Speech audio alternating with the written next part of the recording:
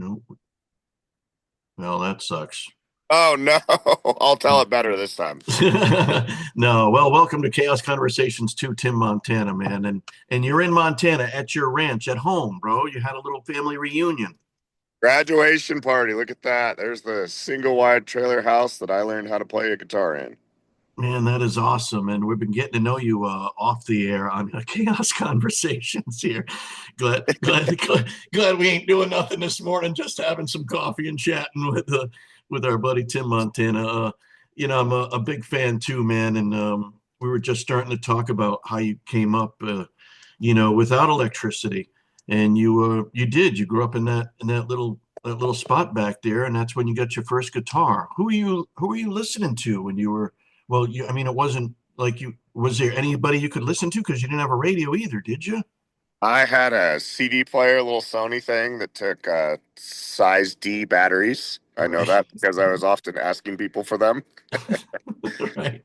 And I was really into grunge. So the Northwest, Pacific Northwest, Washington, grunge scene, Seattle, Alice in Chains, Soundgarden, Nirvana, all that stuff really struck a chord. I was a Nirvana junkie for years to the point where I honestly kind of struggle with it a little bit today because I wore it out. Wow. Wow. So you're listening to like Nirvana on the CD player that you had? You got Yes. CDs? Yes. I learned every song on Nevermind, everyone, top to bottom, Wow. on Wow. my guitar. That's a good album to learn.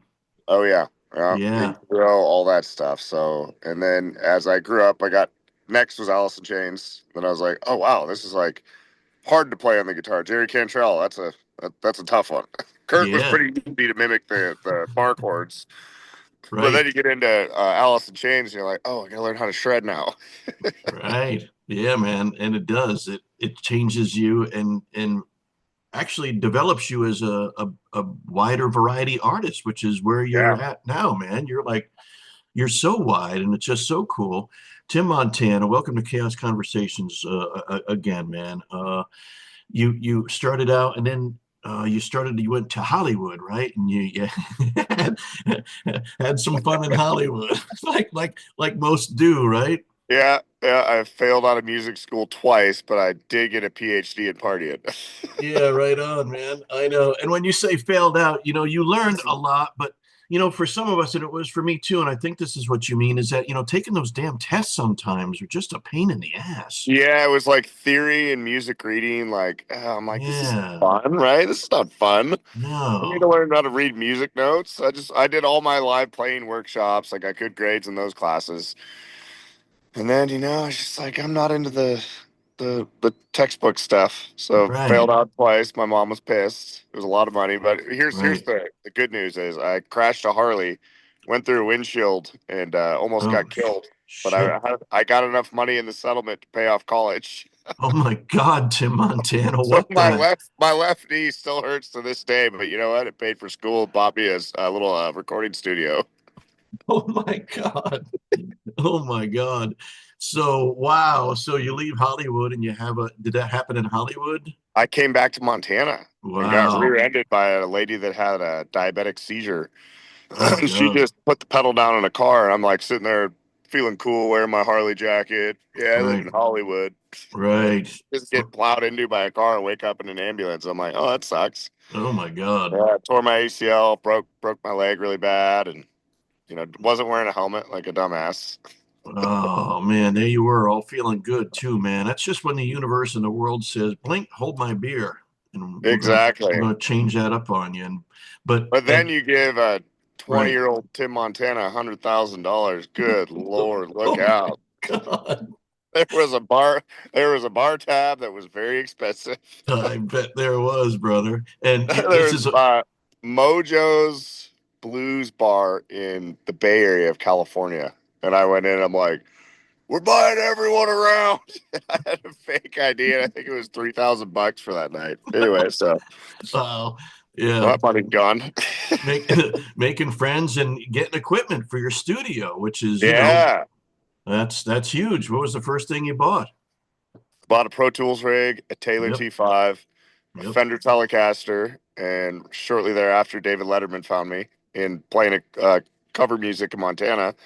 And so that same Oh, Telecaster I bought from the motorcycle wreck, you can Google. I played on the Ed Sullivan Theater. no kidding with Letterman. Yeah. Yep. Man, that must have been cool. Yeah, that was crazy. Dude, yeah, you've had some highlights, man. I'm a Red Sox fan, so it must have been cool for you to sing at Fenway too, play at Yeah, Fenway. man. That was cool. That was me and Billy Gibbons' introduction. I wrote that verse and chorus. This beard came here to party. These boots came here to stomp. And a friend of our friend got it to Billy Gibbons, and he heard it, came to the studio. We finished writing it, and next thing I know, we're at Fenway Park on the cover of USA Today, and off to the races, man. Him and I toured together for about, shoot, 10 years. Yeah, and man, I got to tell you, you've got the new song called um, it's "Break Me Down," but it's from the Yep. Entire State album. Yeah, but there's a song I don't know if it came or went, and since we're talking about Billy, you probably know what we're talking about, but it is the best song that I have heard in a long time, and it's called "Brown Sugar." Yeah. It is Brown Sugar, man. Oh my God, Tim Montana.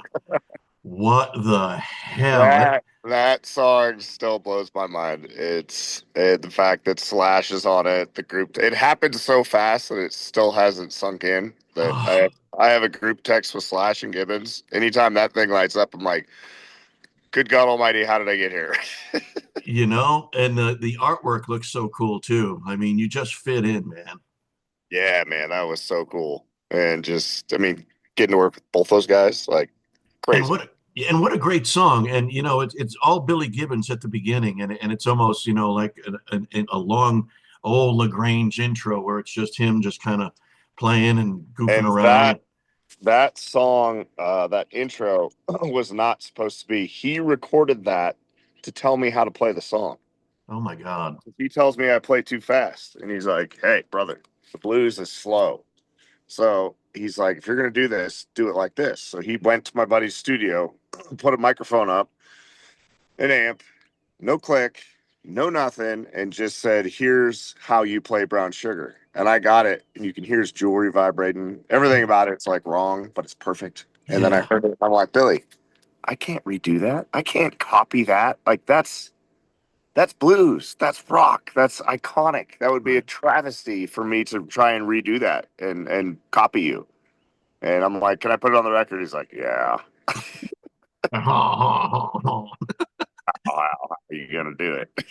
And he does, and it's like the whole intro, and then you come busting in, and then Slash with the lead at the end. It's just insane. What a song!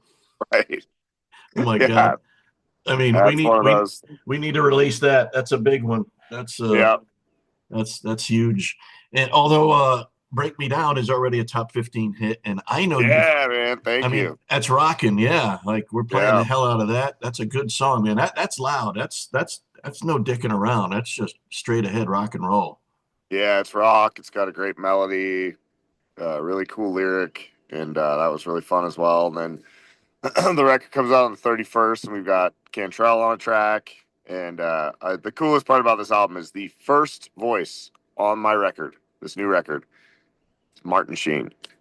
Oh wow. Oh People wow. are like, "Huh?" He Oh, goes, "Order, order, proceed, Mr. Higgins." Him and Charlie Sheen and Robert Patrick, who played in Terminator 2, do the intro on this album. And it's so cool. man, it must be so cool being in the music business. And for some people, a lot of people, they don't know who Tim Montana is. But you're Tim Montana, that's your real name, that's where you're from. Yep. And and except for your daughter's name, Savannah Savannah. Montana. Yeah, Savannah. You told me that story. She's not liking you for that too much because that's her name now. It's not just Yeah. Savannah, Well, it's she Savannah can't wait to Montana. get married and change her last name. To be surrounded by some of the cool people you are, man, it's got to be. You've been doing this a while, but you've been banging around with Billy, and now you got the new song, "Brown Sugar," which isn't the Stone song. It's a totally different song, Chicago Right. blues style. Just for folks who might have been listening and didn't quite get that part. How does that feel, man? To just know that you're recognized by these icons already, man, and just taken under their wing. And you mentioned Martin Sheen, Charlie Sheen directed Mostly Stoned. I know Sound, yeah. that was a great song too. Yeah, man, getting to know Charlie and just bang like everybody from that little trailer house. There's a bedroom back there where I had posters all over the wall. And the night before Brown Sugar came out, I just went and sat in that room and thought about like the weight of all those posters. I've officially worked with someone from all of those bands. I was like, I've jammed with Dave Grohl. I've recorded with Slash, Gibbons, Cantrell. It's kind of like 12-year-old kids' dreams come true at 41. You know, it's been a long road, but you know, we got there. So Hell yeah. Hell yeah. And you're still there, man. This is Tim Montana. In that video, mostly stoned, you're acting. You play the teacher, and I've noticed in a couple of your videos, you're either in them or family members, which is cool. But as far as you acting, is that something that you might could do a little more of? Because you seem pretty damn good at it, buddy. I've just shoot. I think I've done 6 feature films. Have you? Yeah. So Oh, I just keep getting casted in these films, wow. and What would we know? the last one that came out is called Unholy Trinity, and it's starring Pierce Brosnan and Sam Jackson, and my scene was with Sam Jackson. My God, there we go again, right? I mean, And I showed up to this movie set, and I'm like, "Who's Saint Christopher?" They're like Samuel L. Jackson. I'm like, "No way, he kills me." oh my So God. And I'm Pierce just Brosnan, no slouch either. No, and I'm just gonna sit there, and Sam comes in. He's like, "All right, Tim, I'm Sam." I'm like, "Jesus Christ, yes, sir, you are." And he's like, "I'm gonna pull your hair and cut your throat, kid. How hard do you want me to pull your hair?" And I looked at him. I said, "As hard as you want. I've been waiting for you to murder me my whole life." And he busted out laughing. That's awesome. And then hanging out with James Bond too. Oh my Yeah, God. that was the most surreal movie set ever. And Sam's yanking my ponytail. He MF'd me as well. He's like, he cut the scene because he's like, "How are we going to see this MFer's throat with his MF and beard?" And I'm like, "No way." And I was like, "Sam, I'll present my throat this way." And he goes, "All right, Tim." Incredible. Oh my God, the stories you must have, and you do already.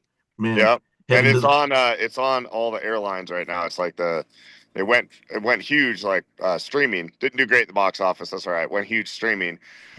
But it's on every airplane, like United flights, Southwest flights. So people nice. text me all the time and they're like, "Jesus Christ, dude, you're on this cowboy movie with Sam Jackson." I'm like, "Yes, sir. I know it's weird." And it's called Unholy Trinity. Yeah. Yeah. And it's actually a cool film. Really Um, cool. And then I got another one called They're There that comes out with the Polish brothers that did Astronaut Farmer. right. And then another Okay. one called I'm writing these down.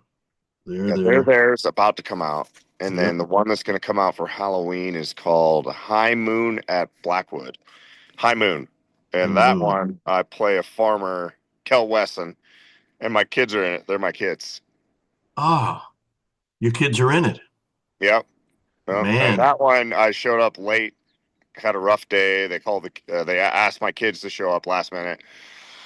I show up 2 hours late, which I absolutely am a very punctual person, so that really pissed me off that I was late. And Oh. I get there and they're like, "All right, we're rolling right now." And I'm like, "What scene?" They're like, "Your big scene." I'm like, "Oh God." I hadn't studied the lines. And I show up.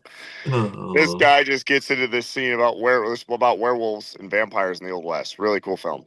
And I get run on to set, all dressed up, makeup, hair, all this stuff, and they action. And I forgot my lines. And my son goes so loud, my 9-year-old at the time goes, "Dad, you humiliated us." And everyone heard it. I'm like, "I know." Oh no. Oh, Tim. Oh, High Moon.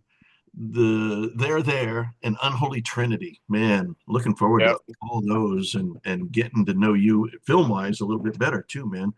I know we ran a little late today, but I want to thank you, man, for everything. Entire State is coming out on the 31st. I can't wait for Brown Sugar to go worldwide and crazy. It's going to be amazing. And Yeah. for Thank you, man. for everything else that's happening with you. I'm sure we'll see you on TV, the movies, the little screen, the big screen, and more videos. Which, by the way, "The Devil You Know," my favorite song ever.